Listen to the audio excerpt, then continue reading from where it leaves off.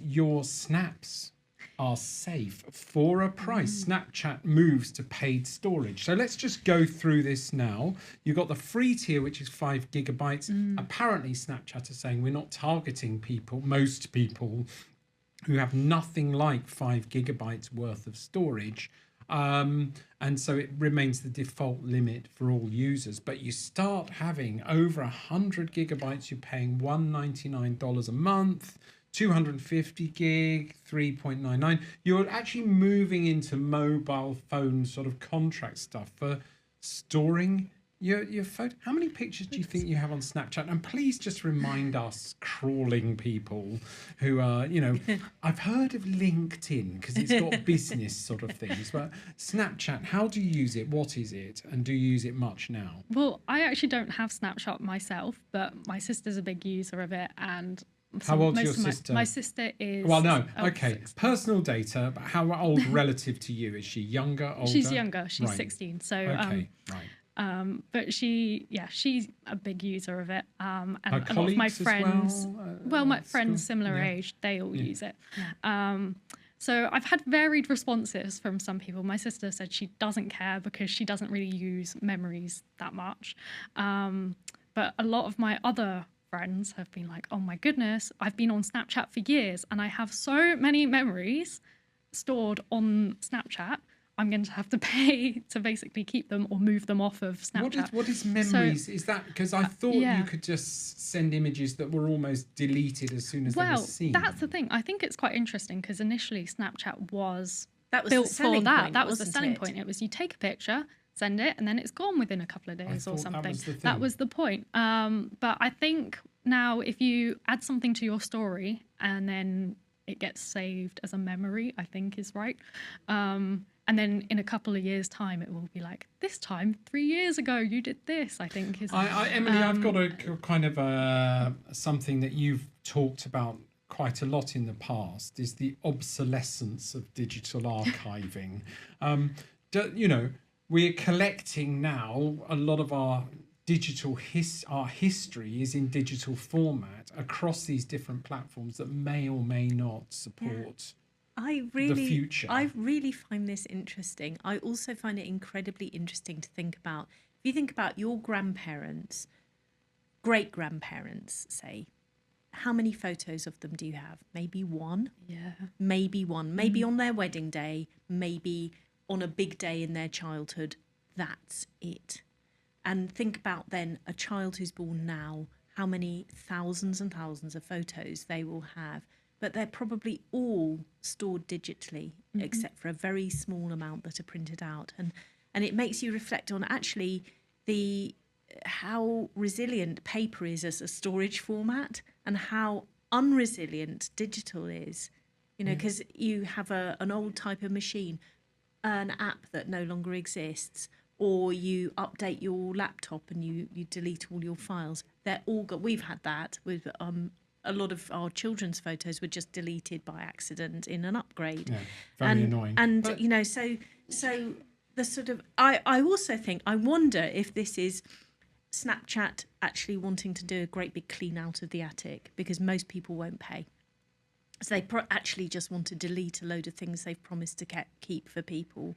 And it might be a money-making scheme, but I would predict that most people won't pay, and a lot of that stuff what are will we be talking deleted. about here? I can see behind me a picture of our producer today, Pia, with Joe, and you've got 4 of them, 4 different ones, I think, slight, subtle differences. The average picture I recall was, and we got James here helping, and James is coming on next week, helping. We got some mathsos here with Joe and James. I'm a really thick mathematician, although I've got a degree in it. But you've got 10 megabytes per picture on average for a high resolution picture. How many megabytes are in a gig? 1,000. 1,000. So 5 gigs. So you're looking at about 2,500 pictures, I would say, for the free thing. Yeah, it depends on the quality of them, doesn't it? Yes. I don't actually know how like what the file size of a Oh, do they- Snapchat they image might- is. I think it's quite. presumably if it's memories, then it would be high definition. So, I'm not well, sure lots here personally, about. but- If you know about Snapchat definition and yeah. resolution, and please let us know in the comments. But let's imagine it's 2,000, 2,500 pictures. I mean, aren't we seeing that many a week on our phones? I mean, almost my phone archive is showing every little Yeah. picture of every little dog that anybody sends me on WhatsApp is getting stored there. You're going to hit that ceiling quite quickly, aren't you? Yeah, you probably are. Probably, yeah. Look, we've got to zoom through some Yeah, other we've got to get on with exciting things.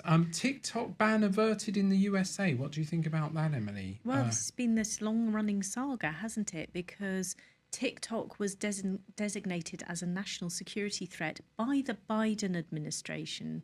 I mean, it was the first Trump administration that started talking about TikTok in these terms, but it was the Biden administration that brought that to light and also created a law that required TikTok to be sold or be banned. So just unpacking that a bit. Joe, TikTok a security threat. We can get into a car and it's pretty much Japanese parts wherever the car is assembled, Germany or whatever. You know, a lot of the kit that makes up a car. So you're sitting in a car with your family, your children, your loved ones every day. You're going shopping in effectively a Chinese car that I presume a spy could put something into a widget and listen to you all day if they want to. But TikTok's a more of a security threat. So your bits of rubbish that your bits of film that you're sharing with your friends in public is more of a threat. Does that make sense to you? Well, it was quite funny, wasn't it? Because they did ban it for a day, I think it was, and everyone moved to then the Chinese version of TikTok because it. That was young people just young going, people were just like, well, we'll find a way around it. Right. If you don't want to give my data to China, I'll do it myself. I'll agree they to were terms that are just Chinese. in Chinese. Yeah. So your basic premise is this is delusional. Young people will carry on sharing. I think they love their TikTok. They're not going to give it up. So, Emily, the current status is the US government has approved a framework for a sale and restructuring deal that would allow TikTok to continue operating in the USA, effectively resolving the threat of a nationwide ban. That I get the sense that not even the US administration, given what Joe is saying, wanted to do that.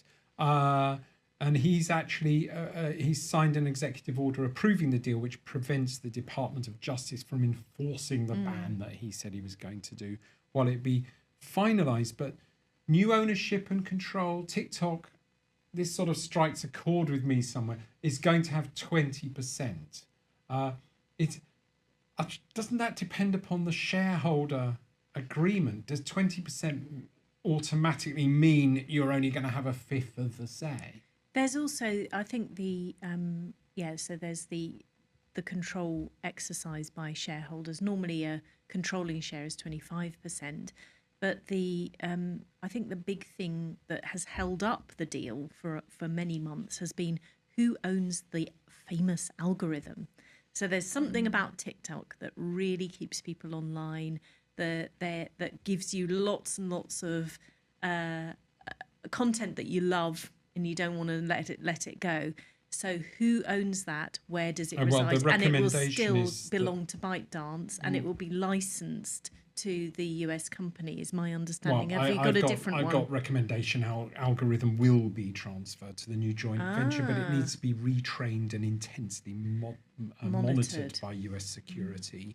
I'm just interested in this play between sort of this stuff happening on TikTok in the US, which is all about US citizen activity, and how that merges with TikTok and the rest of the world. I mean, in TikTok you see videos from everybody, don't you? You do, yeah. I mean, so there's this real munge. Yeah. Anyway.